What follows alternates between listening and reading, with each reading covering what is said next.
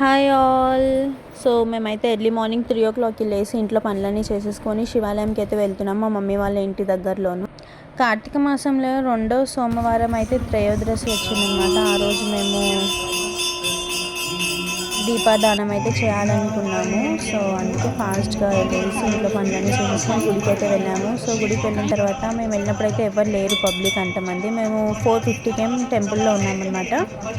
So మేమైతే జమ్మి చెట్టు అమ్మవారి దగ్గర అయితే చెట్టు దగ్గర దీపారాధన చేసేసుకుంటున్నాం. సో మేము ఏమేమి దీపాలు పెట్టామంటే 365 ఒత్తులు అయితే పెట్టాము, అండ్ ఉసిరి దీపం పెట్టాము, ఇంకా చిన్న కొవ్వొత్తు దీపాలు ఉంటాయి కదా అవి పెట్టేసామన్నమాట అమ్మవారికి. ఇంకా గౌరమ్మ వినాయకుడికి అయితే రెడీ చేసుకోవాలి. సో చాలామందికి తెలుసో లేదో, సో అందుకే చిన్న ఇన్ఫర్మేషన్ అయితే ఇస్తున్నాను. మనం ఏ దీపం పెట్టినా గౌరమ్మకి అయితే రెడీ చేసుకొని పెట్టాలన్నమాట.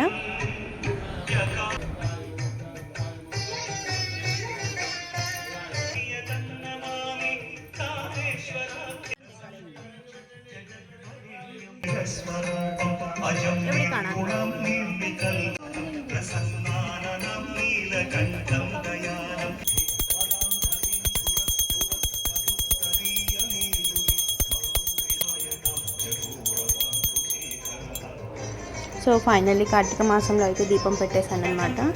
సో అట్లీస్ట్ 1 మండే అయినా మనం వెళ్ళి పెట్టాలి. సో నేనైతే ఎవ్రీ మండే వెళ్తాను. ఈ మండే అయితే వీడియో తీయడం కుదిరింది నాకు.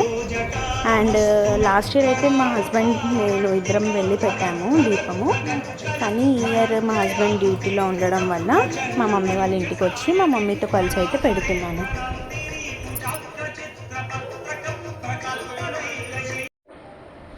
ఈ కార్తీక మాసంలో అయితే బ్రాహ్మణ దానం చేస్తే చాలా మంచిది అని అంటారు.